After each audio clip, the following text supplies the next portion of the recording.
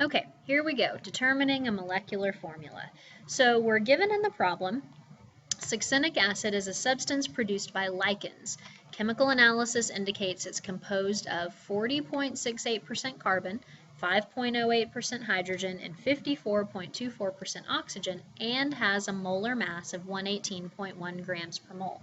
So that molar mass part right there, that's what's going to let us find the molecular formula. So we can use the percents to get empirical formula, and then use the molar mass to get the molecular formula, and it asks us to do both.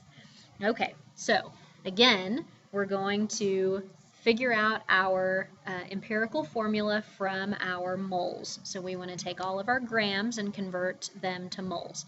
So 40.68 grams of carbon over 1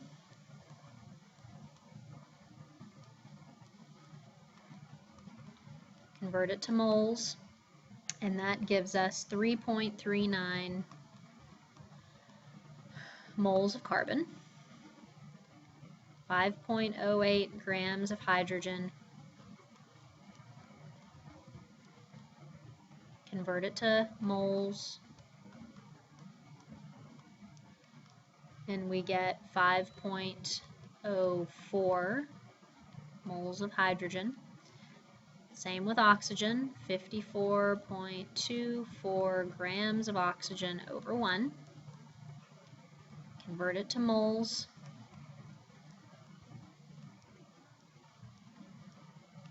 And that gives us 3.39 moles of oxygen. Okay, next step, divide by the smallest number of moles so we can get our whole numbers. So here we're going to divide everything by 3.39, so we get 1 mole of carbon. Divide by 3.39, and that gives us 1.5 moles of hydrogen. And again, divide by 3.39, and that gives us 1 mole of oxygen. Now, again, we want whole numbers, but we have a half here, 1.5, so we multiply everything times 2, and we get a 2 to 3 to 2 mole ratio. Okay, so our empirical formula is C2H3O2. Okay, go back to your right above to your flow chart. So the next thing we want to do is we want to take the molar mass that we have and divide it by the molar mass of the empirical formula. Okay, so the molar mass that we have, that's the one that's given. That's the experimental molar mass. The mass of the empirical formula, we have to add that up from our empirical formula. So we're going to do our 118.1 divided by, find the molar mass of this, add it all up. I'll give you a second. All right, you should get 57.028 or something very close. When we divide those two numbers, we get 2, which means the molecular formula is 2 times the empirical formula. So we're going to multiply our empirical formula times the whole number we just got. So our molecular formula is C4H6O4. And that's what we were trying to find. Okay, for our last example, we want to do the same thing, calculate the empirical formula, but this time we're actually given masses. We're not given percents. So we don't have to do the first step where we assume we have 100 grams. We can just go ahead and use the masses that we have and convert those to moles. So we're going to start with iron. We have 5.41 grams of iron.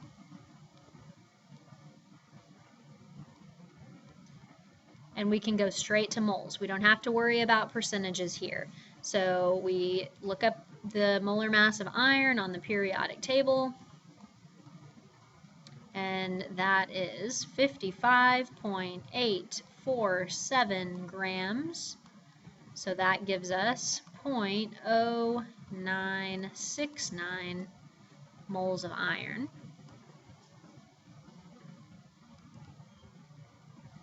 Okay, do the same thing for titanium. 4.64 grams of titanium. Molar mass of titanium is 47.88 grams. So we get 0.0969 moles of titanium. Hey, there you go. Those are in a 1-to-1 ratio. And now we want to do the same thing for oxygen. 4.65 grams of oxygen over 1. Convert it to moles.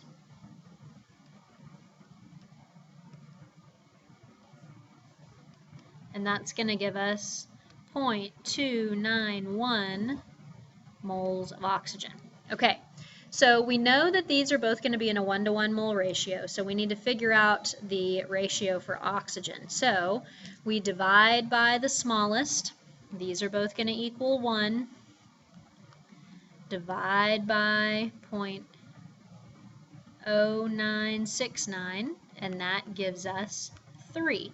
So it's in a 1-to-1-to-3 ratio. So our empirical formula is FeTiO3.